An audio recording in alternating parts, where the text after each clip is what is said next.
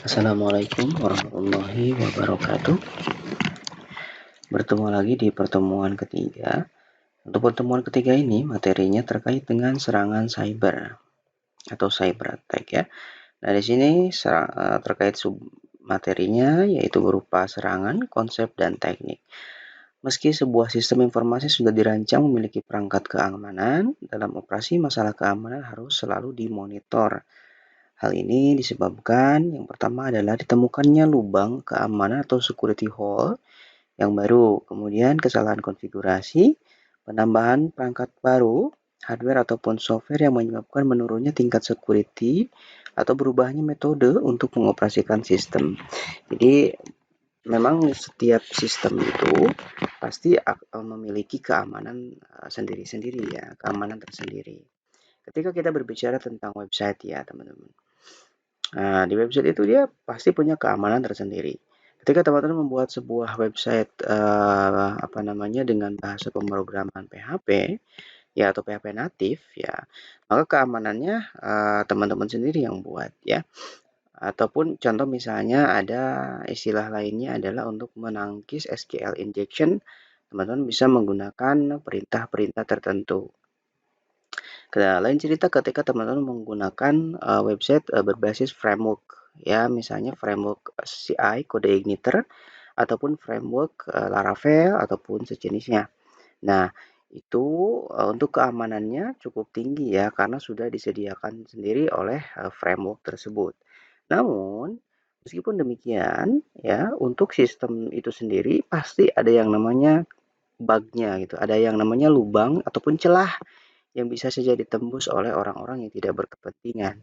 Seperti itu, maka perlu dilakukan proses monitoring ya ataupun upgrade dari setiap waktu ke waktu untuk mengamankan setiap celah ataupun bug di setiap di setiap sistemnya seperti itu. Nah, bisa juga terjadi karena kesalahan konfigurasi ya, biasanya pada proses instalasinya ya. Sistem di sini tidak hanya terfokus pada sistem berbasis website saja ya, bisa berbasis website, bisa berbasis desktop, bisa berbasis mobile ya, ataupun pada saat proses instalasi sistem yang berkaitan dengan perangkat keras ya, misalnya seperti aplikasi-aplikasi Cisco ataupun aplikasi yang berkaitan dengan manajemen jaringan dan seterusnya. Ya, kemudian yang ketiga ada penambahan perangkat baru ataupun hardware software yang menyebabkan menurunnya tingkat security dan berubahnya metode untuk mengoperasikan pengoperasian sistem. Nah, ini juga sama, sangat berpengaruh ya ketika ada perangkat baru. Maka ketika ada perangkat baru yang harus dipikirkan adalah bandwidth yang biasanya tinggi, kecepatan internet yang biasanya luar biasa, secara tidak langsung porsi bandwidth-nya akan terbagi ke dalam perangkat-perangkat yang lain ya, yang biasanya misalnya sekian ya, Mbps untuk 3 komputer ya, itu ketika ada perangkat baru maka bandwidth tersebut akan dipecah, dibagi sesuai dengan kapasitas dari hardware-hardware yang ada, seperti itu. Kemudian sumber lubang keamanannya, ada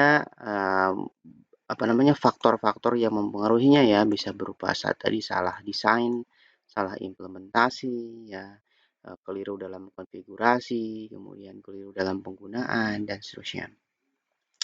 Kemudian di subpoin berikutnya itu mencari kerentanan keamanan atau security vulnerability. Di sini kerentanan keamanan adalah segala jenis kecacatan perangkat keras ataupun perangkat lunak. Eksploitasi adalah istilah yang digunakan untuk menggambarkan program yang ditulis untuk memanfaatkan kerentanan yang diketahui. Tindakan penggunaan eksploitasi terhadap kerentanan disebut sebagai attack ataupun serangan. Nah, tujuan serangan adalah untuk memperoleh akses ke sistem, data yang disimpannya, atau ke sumber daya tertentu. Jadi ketika kita berbicara tentang serangan cyber ya ataupun cyber attack, pasti yang dituju adalah bagaimana pihak luar ataupun pihak yang tidak berkepentingan dapat masuk ke sistem tersebut. Kalau kita implementasikan ke website, orang yang tidak berkepentingan tidak hanya mengakses front end, kalau front end sifatnya umum ya, public. Nah, ada juga yang namanya back end. Back end itu kan hanya bisa diakses oleh admin ya. Admin itu kan punya hak akses penuh. Selain admin, dia tidak bisa mengakses apa-apa. Nah, maka pihak yang tidak berkepentingan dia ingin melakukan tindakan yang seperti apa yang dilakukan oleh admin. Dia masuk ke halaman belakang, ke halaman backend ya, dan bertindak sebagai admin. Seperti itu. Dia akan melakukan hal-hal yang berkaitan. Satu, pencurian data, pengerusakan data, ataupun bahkan bertujuan untuk menghilangkan data. Itu yang sangat beresiko. Ketika kita berbicara tentang software vulnerability untuk subpoint ini, ya, kerentanan perangkat lunak biasanya ditimbulkan oleh kesalahan dalam sistem operasi, kode aplikasi .microsoft, Apple, dan produsen sistem operasi lainnya, merilis patch dan pembaruan hampir setiap hari. Nah, kalau yang dibahas di sini itu sistem berbasis desktop ya, teman-teman, berbasis desktop. Nah, pada tahun 2015, kerentanan besar yang disebut dengan Sinful Knock atau ditemukan dengan Cisco IOS. Nah, seperti itu. Kemudian kita masuk di hardware vulnerability ataupun kerentanan perangkat keras. Seringkali ditimbulkan oleh kecacatan desain perangkat keras, kemudian memori RAM misalnya. Pada dasarnya adalah kapasitor yang dipasang sangat berdekatan. Ternyata karena kedekatan tersebut, perubahan konstan yang diterapkan ke salah satu kapasitor dapat mempengaruhi kapasitornya. Berdasarkan kecacatan desain itu, sebuah eksploitasi yang disebut dengan raw hammer dibuat dengan berulang kali menimpa memori di alamat yang sama. Eksploitasi raw hammer memungkinkan data yang diambil dari sel memori alamat terdekat meskipun sel telah dihubungi. Jadi teman-teman, kalau untuk ancaman keamanan untuk hardware itu juga tidak kalah banyaknya ya. Tidak hanya seperti ancaman software saja, ancaman hardware pun juga beresiko ya teman-teman. Semakin sering perangkat tersebut digunakan, maka akan semakin cepat juga perangkat tersebut mengalami kendala crash-nya ya, seperti itu. Begitupun ketika perangkat tersebut tidak digunakan sama sekali, karena yang namanya perangkat mesin itu kan terbuat dari elemen-elemen besi ataupun baja ataupun eh,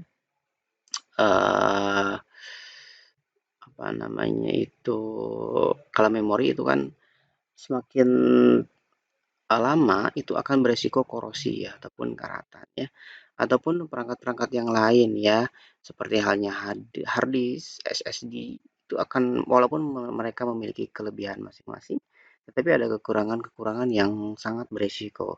Ya, kalau SSD biasanya kalau dari sisi kecepatan dia lebih cepat daripada hard disk ya, dan bahkan dia lebih kuat terkena guncangan. Cuman ketika SSD itu sudah mendekati masa rusak, dia tidak memberikan tanda-tanda akan rusak. Tiba-tiba SSD tersebut tidak bisa diakses, data akan hilang begitu saja.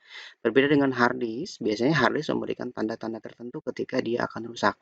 Ya, biasanya ada, misalnya ketika dijalankan hard disknya itu ada suara-suara yang tidak biasa ya, suara cheat biasanya seperti itu, ataupun suara tek tek tek. Nah, itu menandakan bahwa harddisk kita sudah dalam ambang batas maksimum dan akan beresiko harddisk tersebut rusak.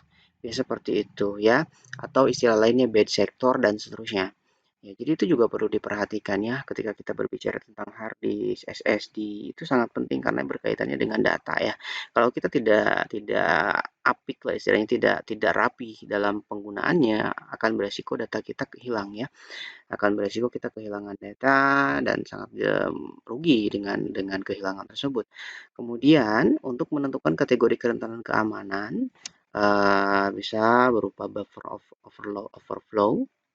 Nah, kerentanan ini terjadi bila data ditulis melampaui batas buffer. Nah, buffer di sini adalah area memori yang dialokasikan untuk sebuah aplikasi. Dengan mengubah data melampaui batas buffer, aplikasi akan mengakses memori yang dialokasikan untuk proses lainnya. Hal ini dapat memicu kerusakan sistem, kerusakan data, dan meningkatkan hak istimewa. Kemudian ada masalah kontrol akses. Nah, kontrol akses merupakan proses untuk mengontrol siapa yang boleh dilakukan, siapa yang boleh melakukan apa, dan berkisar dari mengelola akses fisik ke peralatan hingga menentukan siapa yang memiliki akses ke sumber daya. misalnya file dan apa yang dapat mereka lakukan terhadapnya, misalnya membaca ataupun mengubah file. Ketika kita berbicara tentang kontrol akses, kita akan dihadapkan dengan yang namanya hak akses. Jadi, hak akses di sini siapa saja yang berhak untuk mengontrol setiap akses sistem ya pada sumber daya yang berkaitan dengan sistem itu sendiri. Contohnya ada file. Ketika kita berbicara tentang file, kita akan dihadapkan dengan ekstensi dan format-format tertentu yang memang isinya berupa data-data penting ya seperti itu. Kemudian ada jenis malware ya. Malware atau malicious software. Malware ada setiap kode program yang dapat digunakan untuk mencuri data, melewati kontrol akses, dan menimbulkan bahaya terhadap atau merusak sistem. Nah, malware ini sejenis software yang merusak ya teman-teman. Bisa dibilang salah satunya virus lah. Kalau bahasa familiarnya virus gitu ya. Walaupun sebetulnya virus itu adalah bagian terkecil dari jenis malware sendiri ya. Uh, Bisa kita asumsikan malware di sini adalah software yang berbahaya yang dapat berpengaruh buruk terhadap software-software yang baiknya gitu ya, terhadap sistem operasi, terhadap program aplikasi, terhadap program utility, itu sangat-sangat beresiko ya. Contoh misalnya jenis-jenis malware yang berbahaya ya, yaitu pertama ada spyware. Ketika kita mendengar istilah spy, artinya ada suatu tindakan untuk memata-matai ya uh, software yang digunakan untuk memata-matai. Entah itu memata-matai dalam sisi hanya satu komputer, ya misalnya ada satu komputer kita instalkan sebuah aplikasi untuk memata-matai. Memata-matai itu berupa remote dari jarak jauh, ataukah dia membaca username dan password yang diinputkan pada setiap halaman website tertentu gitu ya. Mungkin teman-teman pernah mendengar istilah software spyware itu contoh sederhananya adalah keylogger ya teman-teman.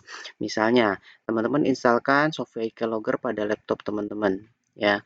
Kemudian setelah itu laptop teman-teman dipinjam oleh rekan yang lainnya gitu kan. Uh, Pinjam dong laptop misalnya buat buka Facebook misalnya seperti itu. Nah, ketika kita sudah menginstal keylogger dan rekan kita membuka akun Facebook mereka, maka kita sudah bisa mendapatkan username dan password rekan kita tanpa perlu kita meminta kepada mereka. Ya, karena setiap tingkah laku mereka itu dimata-matai menggunakan jenis malware-nya berupa spyware seperti itu ya. Atau yang lebih parah lagi, kita tiba-tiba mengklik iklan tertentu di suatu situs ataupun website. Setelah kita klik memang tidak terjadi apa-apa. Padahal sebetulnya kita sudah mengaktifkan malware, spyware, ya, sehingga komputer kita dapat diremote melalui jarak jauh oleh orang lain. Jadi setiap tindakan kita di laptop kita, di komputer kita itu diperhatikan atau dimata-matai oleh pihak lain. Nah, ini teman-teman harus lebih hati-hati ya dengan software seperti ini. Kemudian ada adware. Nah, biasanya kalau adware itu biasanya berkaitan dengan iklan tetapi memang berbahaya ya. Contoh ujung-ujungnya ya seperti adanya phishing, ya seperti adanya pencurian data ya. Jadi misalnya ada iklan, tiba-tiba kita klik iklan itu kita nggak tahu apa, setelah diklik tidak terjadi apa-apa, ya beresiko juga bisa dari adware ini menuju ke spyware juga ya, atau phishing dan seterusnya ya. Ada bot, nah ini bot ini biasanya berkaitan dengan robot ya, maksudnya robot itu sebuah mesin yang otomatis ya. Kemudian ada ransomware. Kalau ransomware ini jauh lebih berbahaya. Tidak hanya dia memata-matai, tetapi dia juga merusak merusak software yang ada di komputer kita. Kemudian scareware, ada rootkit, kemudian ada virus. Nah, virus itu tergantung ya, ada level-levelnya kalau virus itu. Ada yang virus yang tingkatannya sederhana, ada yang virus yang tingkatannya menengah, ada juga virus yang tingkatannya cukup tinggi, tingkat tinggi.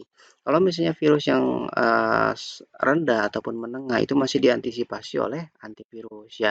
Tetapi ketika kita berbicara dengan virus yang tingkat tinggi, itu tidak hanya berkaitan dengan antivirus saja, tetapi ada hal-hal yang lain yang harus kita lakukan, langkah-langkah yang perlu kita tempuh ya. Kadang ketika virus itu tinggi ya, Yang lebih parah lagi ketika virus itu tingkatnya tinggi, antivirusnya pun kena virus gitu ya. Antivirusnya malah dimakan sama virus gitu ya. Nah, itu yang sangat beresiko, yang sangat berbahaya. Untuk mengantisipasi virus tersebut ya teman-teman harus lebih disiplin, lebih rapi lagi menggunakan laptop ya, menggunakan perangkat-perangkat yang terhubung dengan jaringan ya. Hati-hati ketika mengklik iklan, hati-hati ketika melakukan atau berselancar di internet ya seperti itu. Biasanya bisa menggunakan antivirus. Antivirusnya pun harus terupdate karena ketika virusnya sudah update sementara antivirusnya tidak update itu juga bahkan beresiko ya. Ketika antivirusnya update dan kemudian antivirusnya juga bagus, tidak hanya antivirus lokal seperti halnya Smadap dan lain-lain, tetapi kita juga gunakan antivirus yang sifatnya internasional gitu ya. Contohnya misalnya Microsoft Essential kah, McAfee atau apa gitu ya. Dan juga jangan menggunakan antivirus yang membuat komputer kita berat ya. Banyak ya contohnya ada Avira kah, kemudian ada Avast, itu juga hati-hati ya. Kemudian ada Trojan Horse. Nah, kalau Trojan Horse biasanya dia akan menyerang file-file tertentu. Kemudian ada worms. Worms kalau di bahasa Indonesia kan itu cacing ya, tetapi maksudnya di sini adalah worms di sini adalah sebuah malware ya yang memang dia akan melakukan proses penyusupan file-file ke dalam file-file di komputer kita seperti halnya cacing yang masuk ke tanah seperti itu ya. Kemudian ada mid-M atau man in the middle, kemudian mid-mo, man in the mobile. Nah, biasanya ini juga sama seperti halnya proses remote dan seterusnya ya. Jadi seseorang masuk ke dalam sistem kita dan dia melakukan sebuah aktivitas tertentu. Ya, ini penjelasan rinci ya teman-teman. Ada spyware tadi, software yang diinstal secara diam-diam oleh hacker. Tadi diinstal ya, diinstal secara diam-diam. Secara diam-diam di sini apakah diinstal di komputer sendiri, kemudian dengan modus boleh dipinjamkan kepada orang lain ya. Padahal tujuan kita adalah untuk mendapatkan akun yang mereka mau, yang mereka punya gitu ya, ataupun software tersebut diinstal pada komputer umum yang sifatnya bukan komputer kita gitu. Kita install aja di komputer lain, kita mau mengamati dari jauh gitu ya. Nah, supaya diklasifikasikan sebagai salah satu malware yang dirancang untuk mengakses dan merusak komputer. Ya, kemudian software jahat ini dapat memonitor aktivitas internet korban. Nah, tadi sudah saya informasikan, saya sudah singgung tadi terkait dengan spyware ini, dia akan melakukan proses monitoring, ya, proses pengamatan dari jarak jauh pada aktivitas kita. Kemudian contohnya tadi ya, spyware sering melekat diri pada perangkat lunak yang sah ataupun Trojan horse dengan Trojan horse. Tadi sudah saya singgung terkait keylogger. Ya, teman-teman mungkin selain keylogger ada password stealer, kemudian info stealer, banking trojan ini yang paling beresiko ya. Nah, mungkin teman-teman pernah mendengar uh, kasus kemarin ya di ketika Bank Syariah Indonesia atau BSI itu mengalami sebuah trouble, sebuah kondisi di mana website tersebut tidak bisa diakses sama sekali ya. Pokoknya layanan-layanan perbankan BSI itu tidak bisa diakses sama sekali untuk beberapa hari. Aplikasi websitenya, mobile bankingnya, bahkan ATM pun tidak bisa diakses sama sekali. Bahkan banyak orang yang apa namanya merasa dirugikan dengan itu, gitu ya. Memang kita tidak bisa menduga apa yang terjadi, tetapi sebagai orang IT sudah selayaknya kita berpikir bahwa kenapa hal itu terjadi, kenapa maintenance bisa dilakukan sampai berhari-hari, bahkan sampai berminggu-minggu ya. Karena biasanya maintenance sistem, apalagi perbankan yang sifatnya 24 jam on, itu akan melakukan maintenance biasanya di jam-jam tertentu ya, di jam-jam yang tidak terlalu hektik ya. Contoh misalnya di jam-jam sekitar jam 12 malam sampai dengan jam 1 malam ya, atau misalnya di rank antara jam 11, 12, jam 1 malam ya. Tapi biasanya tidak akan selama itu. Nah, kemarin yang kita rasakan ya yang terjadi itu maintenance Bank BSI itu yang katanya memang bank apa namanya Bank Syariah Indonesia itu melakukan proses maintenance itu dilakukan berhari-hari dan itu akan sangat beresiko pada orang-orang yang memang nasabah yang menggunakan fasilitas dari Bank Syariah Indonesia ya, dan akhirnya orang menduga bahwa terjadi sebuah pencurian data ya, pencurian data Ini hanya dugaannya, teman-teman. Pencurian data itu bisa disumber dari apa? Yaitu tadi ada malicious software. Apakah tergolong ke dalam malicious software-nya itu adalah spyware kah? Atau trojan kah? Ataukah worm kah gitu ya? Atau ransomware kah? Dan banyak seterusnya. Ya, itu akan sangat beresiko. Kenapa perbankan? Karena perbankan itu keuangannya ya, keuntungan yang didapat itu lebih besar daripada instansi-instansi yang lain ya, karena perbankan itu semua uang nasabah ya bermuaranya di situ ya, seperti itu. Apalagi ketika kita berbicara tentang Bank Syariah Indonesia, itu gabungan dari seluruh bank syariah yang dulunya memang terpecah-pecah. Dari mulai Mandiri Syariah, BRI Syariah, BNI Syariah ya. Itu semua di merger dalam satu bank yang sama di Bank Syariah Indonesia. Terbayang berapa banyak nasabah yang apa namanya menitipkan uangnya ke situ ya, dan melakukan transaksinya di setiap waktunya. Nah, tentu kita juga bisa membayangkan begitu luar biasanya banking ya. Maka itu menjadi sasaran empuk bagi para hacker ya, bagi para cracker, orang-orang yang memang tidak berkepentingan ya, orang-orang yang tidak bertanggung jawab itu melakukan aktivitas yang tidak semestinya. Kemudian ada adware. Nah, adware, apa itu adware? Perangkat lunak yang digunakan yang didukung iklan untuk dirancang secara otomatis menampilkan iklan. Adware yang sering terinstal bersama beberapa versi perangkat lunak. Beberapa adware dirancang hanya untuk menampilkan iklan, namun lazim juga ditemukan adware yang disertai spyware. Nah, tadi sudah kita singgung ya. Adware termasuk dalam golongan malware dan malicious software ataupun software berbahaya karena memiliki potensi untuk mengganggu dan mendistribusikan data pribadi pengguna. Jadi ketika kita berbicara tentang internet, ketika kita berselancar di internet, harus berhati-hati dengan istilah-istilah seperti ini dan hal-hal yang berkaitan dengan ini. Karena biar bagaimanapun itu akan sangat beresiko ya, ketika data kita sudah dicuri orang lain, privasi kita sudah dicuri orang lain, itu akan sangat beresiko karena yang namanya jejak digital itu sulit untuk dihilangkan seperti itu. Walaupun kita sudah menghapus ya, itu akan tetap ada gitu loh dalam sebuah database dunia yang sudah terekap dengan rapi seperti itu. Kemudian bot. Nah, bot itu dari kata robot, tadi sudah saya singgung. Dirancang untuk secara otomatis melakukan tindakan, biasanya secara online. Meskipun sebagian besar bot tidak berbahaya, yang meningkatkan kegunaan bot berbahaya adalah botnet. Beberapa komputer terinfeksi oleh bot yang diprogram untuk diam menunggu perintah yang diberikan oleh penyerang. Ini juga beresiko. Walaupun ini tergolong diam, tetapi ketika kita abai dengan bot ini seperti bom waktu yang suatu saat akan meledak ya. Makanya harus berhati-hati, selalu menggunakan antivirus yang terupdate, gunakan firewall selalu aktif, kemudian proses selalu membersihkan file-file di komputer kita, ya melakukan pengecekan agar tidak ada file-file yang berbahaya juga beresiko seperti itu ya. Kemudian ada ransomware. Sebetulnya ransomware juga sama seperti software yang tadi ya, dirancang untuk menahan sistem komputer atau data di dalamnya hingga tebusan dibayar.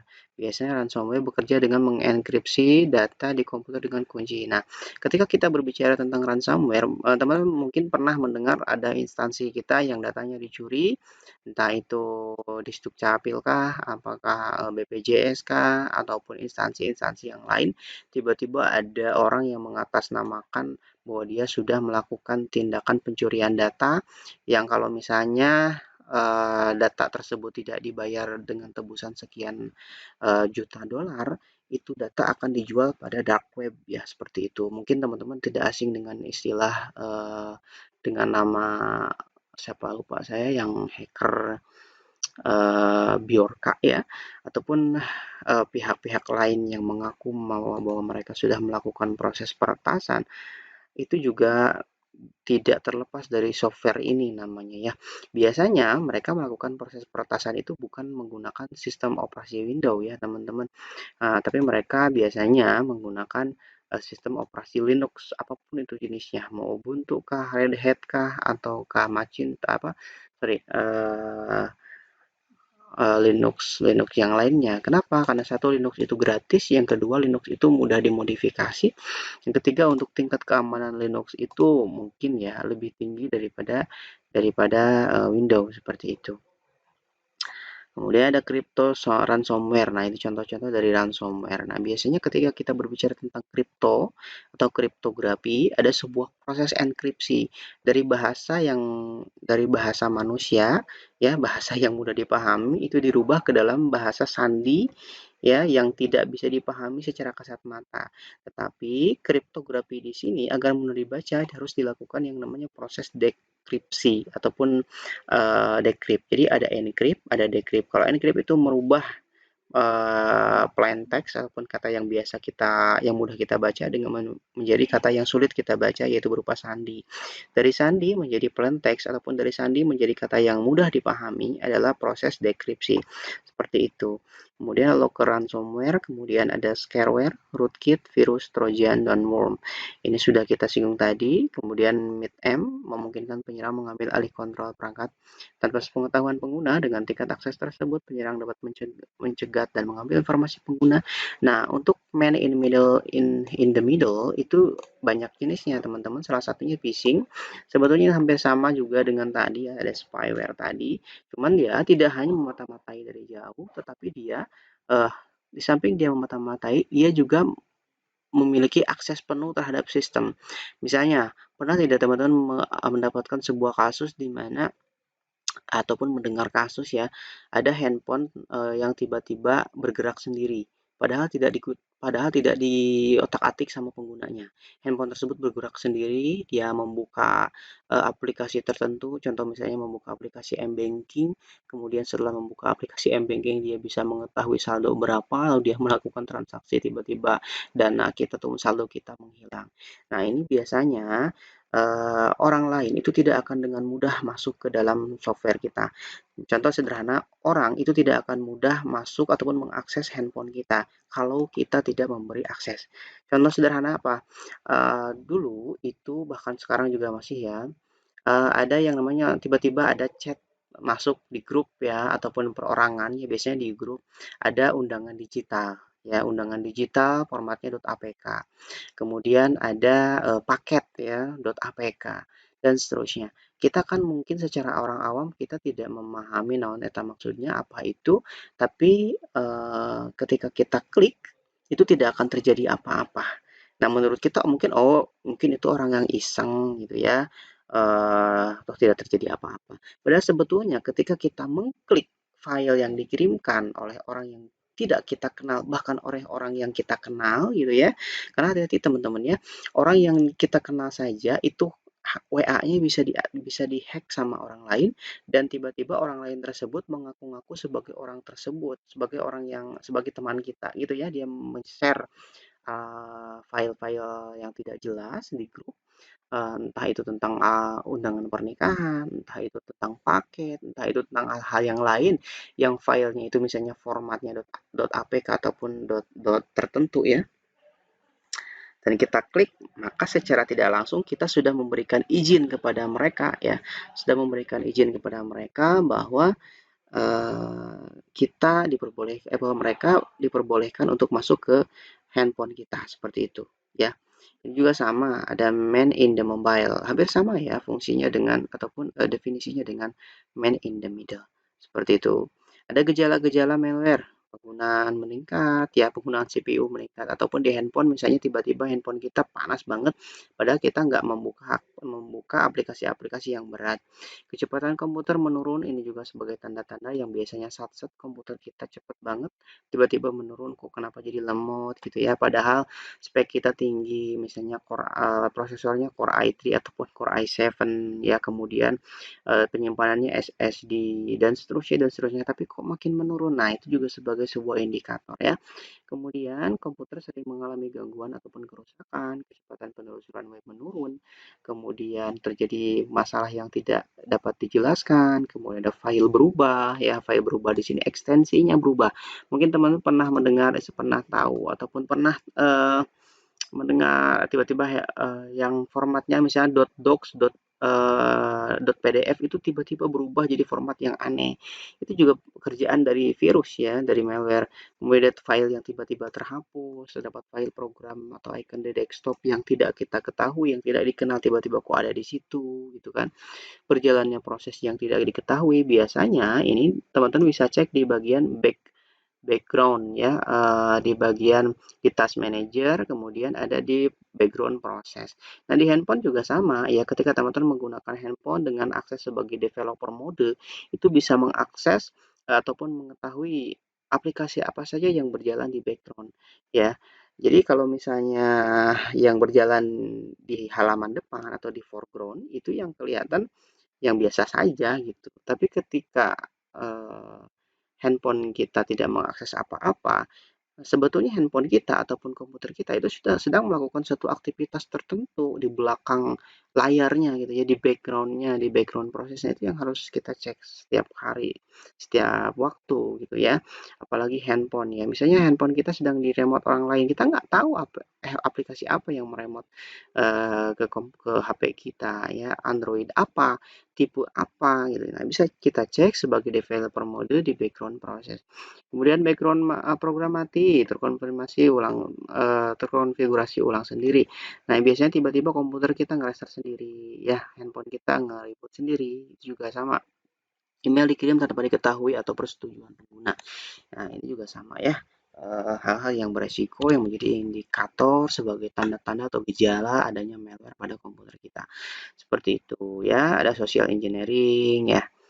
Nah, ini merupakan serangan akses yang berupa manipulasi individu agar melakukan tindakan yang mengungkap informasi rahasia. Pelaku rekayasa mengandalkan kesediaan seseorang untuk memberikan.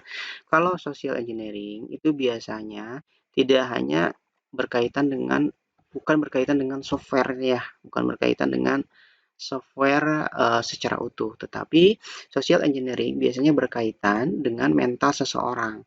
Misalnya, tiba-tiba ada orang yang menelpon kepada kita, ya, sebagai maaf saya menyebut nama merek, misalnya tiba-tiba ada yang menelpon kepada kita sebagai agen Shopee, sebagai petugas Shopee, sebagai apa namanya, sebagai orang yang mengaku-ngaku dari marketplace, dari e-commerce, apakah dari Shopee, apakah dari apa namanya, dari Tokopedia, dari Lazada atau siapapun.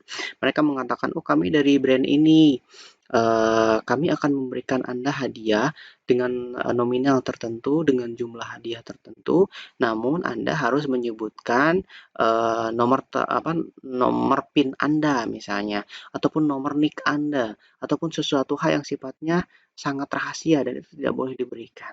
Nah, itu sebuah namanya social engineering. Tujuannya adalah untuk mendapatkan data rahasia yang kita miliki dengan cara mempengaruhi kita. Jadi seolah-olah itu betul gitu.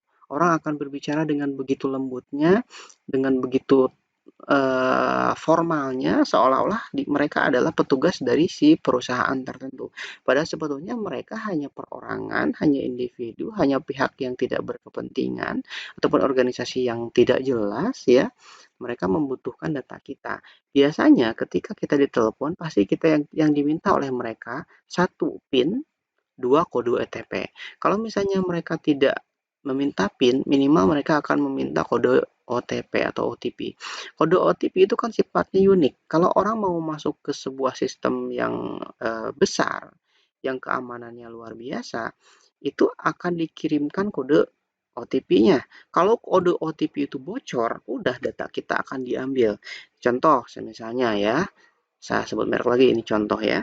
Misalnya ada orang tiba-tiba mengaku-ngaku sebagai agen Shopee dan dia akan memberikan hadiah kepada kita dengan catatan sebutkan nomor OTP-nya. Nah, tiba-tiba ada yang masuk tuh nomor OTP ke WA kita ataupun ke SMS kita. Nah, kode OTP itu adalah sebuah percobaan orang lain mau masuk ke akun kita. Ya, orang lain mau masuk ke akun kita, tapi dia tidak bisa serta-merta langsung masuk. Harus ada OTP yang diinput. Maka dia menanyakan kepada kita, itu memastikan.